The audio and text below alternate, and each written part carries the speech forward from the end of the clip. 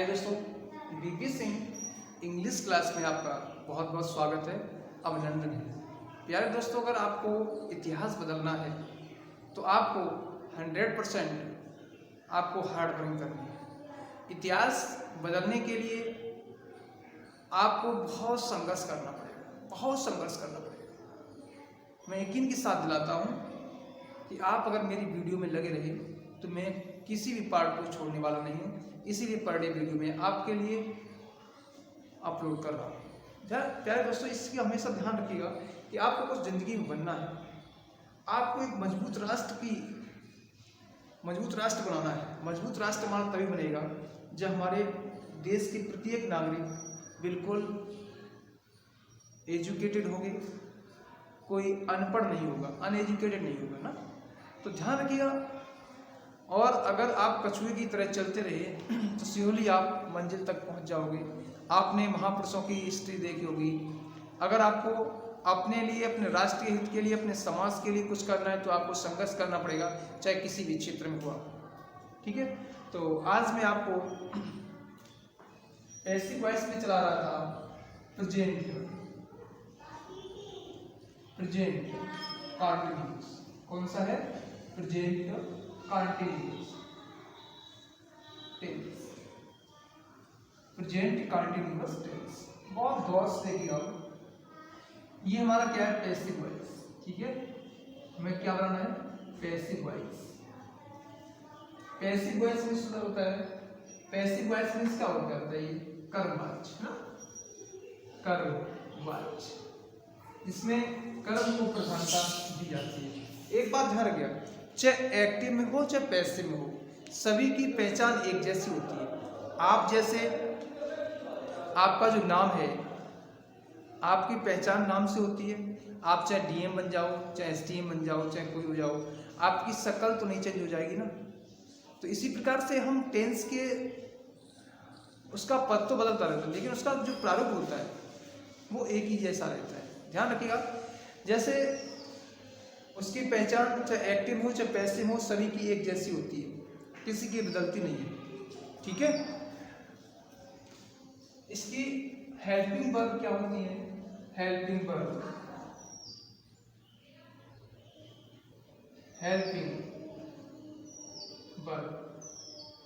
आपको helping verb को बहुत गौर से देखना है।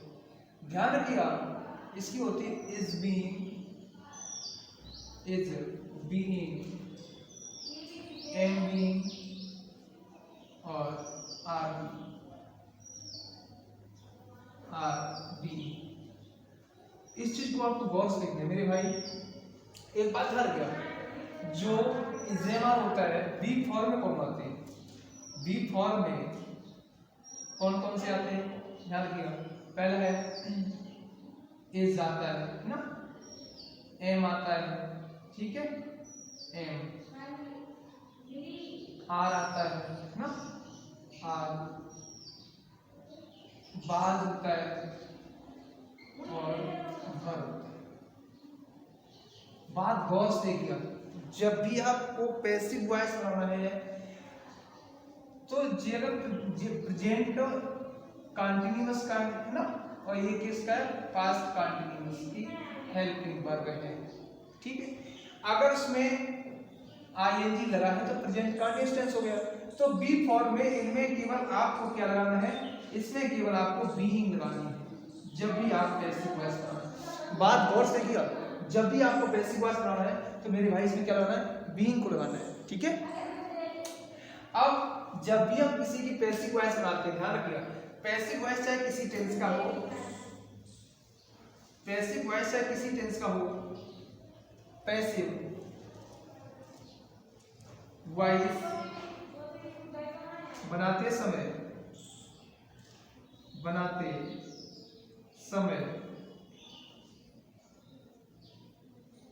एमबी पावर क्या लगाते हैं? थर्ड लगाते हैं ना। किसी भी टेंस की पैसिव वॉइस बनानी हो तो ध्यान रखिएगा, उसमें मुख्य क्रिया की तीसरी अवस्था ही लगेगी। मैं आपको प्रेजेंट कंटिन्यूअस टेंस बता रहा था। फॉर एग्जाम्पल के तौर पर देखिएगा, एग्जाम्पल बहुत गौर से देखिएगा। आपको श्योरली आपको समझ आ जाएगा। बहुत आराम से देखना है, बहुत स्लोली टाइप में देखना है, और ध्यान रखिएगा आपको जो लोग जिस लाइन में खड़े हैं उससे आपको हटके कुछ काम करना है। एक एक फैक्ट को आपको देखना है, रटना नहीं है, केवल आपको समझना है। ठीक है, जैसे मैं आपको सेंटेंस दूं, एक हमारा सेंटेंस है,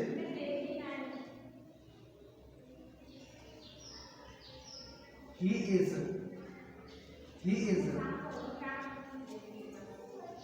writing a letter, he is writing a letter।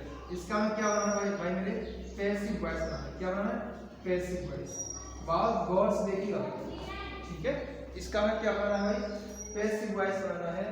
और इसकी पैसिव वॉइस क्या बनाना है, तो पैसिव जहाँ पर भी पैसिव आए, ध्यान रखना, जहाँ पर भी पैसिव आए तो ध्यान रखिएगा आपको कर्म को प्रधानता दी जाती है। पैसिव मीन्स क्या होता है, कर्म को प्रधानता दी जाती है। किसको, कर्म को। तो कर्म हमेशा मेन वर्ब के बाद ही हमारा क्या आता है, ऑब्जेक्ट आता है। ठीक है, ऑब्जेक्ट आता है। क्या आता है हमारा, ऑब्जेक्ट आता है। तो हमें ऑब्जेक्ट को ही सब्जेक्ट बनाना है। ठीक है, ऑब्जेक्ट को ही सब्जेक्ट बनाना है। हमारा ऑब्जेक्ट क्या है, ए लेटर। ध्यान रखिए, केवल आपको दो चीजें मिल जाएंगी, सब्जेक्ट को ऑब्जेक्ट और ऑब्जेक्ट को सब्जेक्ट। ठीक है, तो हमने इसमें क्या किया, ए लेटर, ए लेटर। ठीक है, ए लेटर सिंगुलर नंबर क्या हो गया, इज बीइंग। ठीक है, इज बीइंग। अब हो गया ऑब्जेक्ट आ गया, हेल्पिंग वर्ब आ गई। इसके बाद क्या लगाते हैं, मेन वर्ब की थर्ड फॉर्म, राइट की थर्ड क्या होती है, रिटेन, है ना, रिटेन होती है। इसके बाद रिटेन बाई अपनी तरफ से लगाते हैं। और सब्जेक्ट को क्या बनाते हैं, ऑब्जेक्ट। ही का ऑब्जेक्ट क्या होता है, हिम। ही का ऑब्जेक्ट क्या होता है, हिम, हमारा बन गया। ठीक, तो इसका स्ट्रक्चर होगा हम ऑब्जेक्ट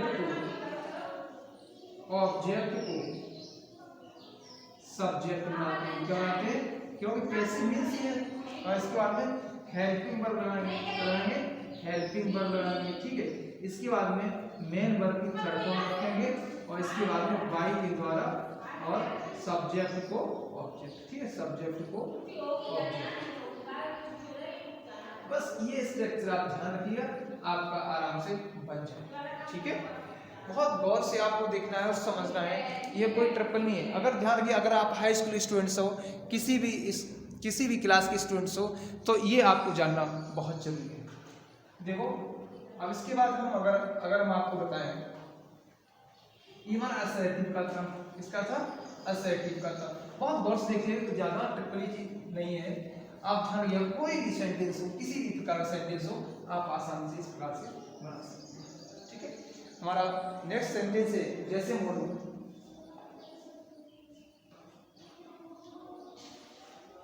he is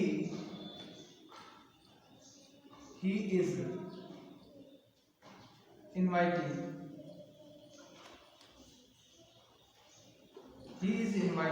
us। ठीक है, he is inviting us। इसका मैं क्या बनाना भाई, मेरे पैसिव बनाना है। क्या बनाना है, पैसिव वॉइस में कन्वर्ट करना है। तो ध्यान दिया, पैसिव मींस, अगर कभी भी आपको पैसिव आए, ध्यान रखिए, पैसिव मींस होता है कर्मवाच्य, कर्म को प्रधानता दी जाती है। किसको, कर्म को प्रधानता दी जाती है। इस चीज को आपको बहुत गौर से देखना है। और एक्टिव मींस कृतवाच्य होता है, जिसमें कर्ता को ही प्रधानता दी जाती है। ठीक है, तो ध्यान रखिए, इसमें मैंने कहा मेन वर्ब के बाद क्या होता है, हमारा ऑब्जेक्ट आता है। क्या आता है, हमारा ऑब्जेक्ट आता है। तो हमारा ऑब्जेक्ट को ही सब्जेक्ट बनाना है। मैंने आपको बताया था कि ऑब्जेक्ट को ही सब्जेक्ट बनाना है। ऑब्जेक्ट हमारा क्या है, अस का सब्जेक्ट क्या होगा, बी का तो ऑब्जेक्ट होता है अस ना। तो बी प्लूरल नंबर होगा, क्या होगा, आर फिर वी। गौर से दिया। अब देखो, इजेमाल बाज पर बी क्रिया भी होता है, बी फॉर्म में। तो जो आईएनजी इसमें लगती है वो यहाँ पर आ जाती है। ठीक है, अब इसमें इनवाइट बचा है, इनवाइट की थर्ड में इनवाइटेड वाई, फिर क्या लगाते हैं, हिम, है ना। बस बन गया। किसी प्रकार का सेंटेंस, जैसे हम निगेटिव में इसको निगेटिव बदलते हैं। ठीक है, एक निगेटिव पर और देख लिया, यू आर नॉट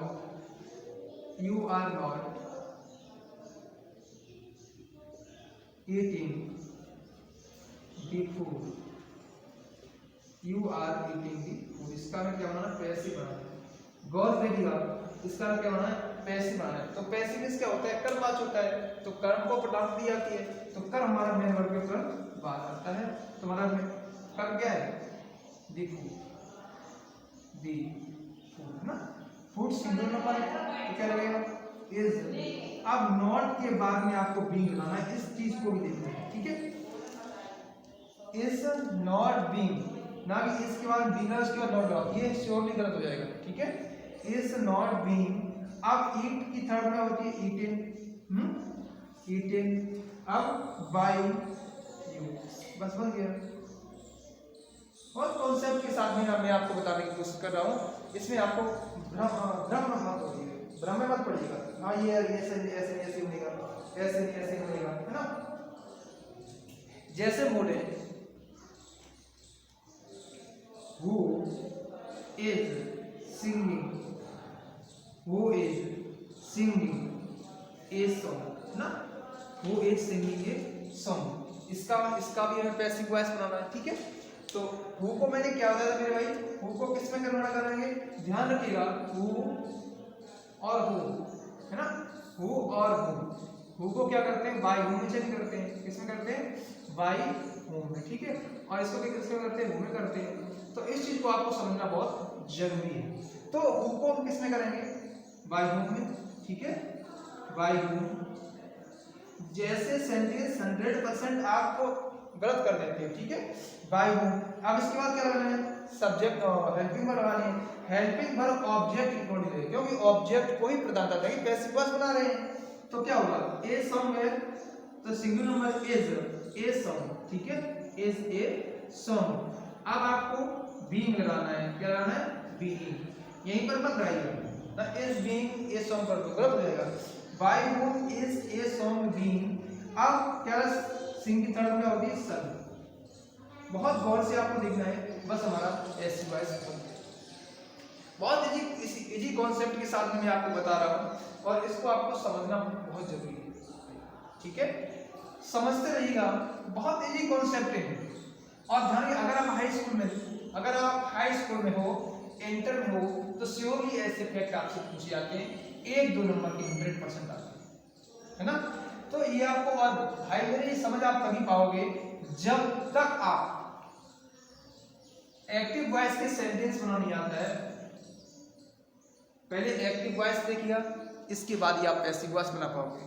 अगर एक्टिव वॉइस अगर आप ना देखा तो पैसिव वॉइस, क्योंकि पैसिव वॉइस में इंग्लिश से इंग्लिश चलता है ना, तो इसमें आप कंफ्यूज हो जाओगे। आपको हेल्पिंग पर नहीं पता, आपको टेंस ही नहीं पता, ये कौन सा टेंस है। बहुत गौर से देखना है, कॉन्सेप्ट के साथ देखना है, कोई भ्रम नहीं होना है, ठीक है। और ध्यान रखिएगा, धीमे धीमे अगर मेरी वीडियो आप देखते रहे तो श्योरली आप सक्सेसफुल हो जाओगे, ठीक है।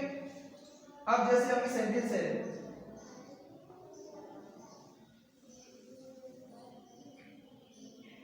जैसे बोले होम आर यू कॉलिंग, है ना।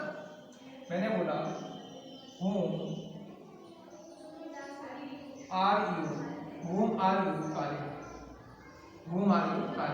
हमें इसका क्या बनाना है, पैसिव बनाना है।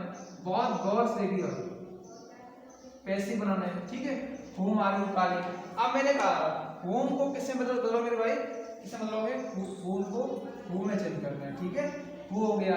अब इसके बाद में ऑब्जेक्ट इसमें दिया नहीं गया, ऑब्जेक्ट दिया गया नहीं दिया गया, तो जहां पर भी ऑब्जेक्ट ना दिया गया हो तो वहां पर ध्यान रखिए सिंगुलर नंबर लगेगा।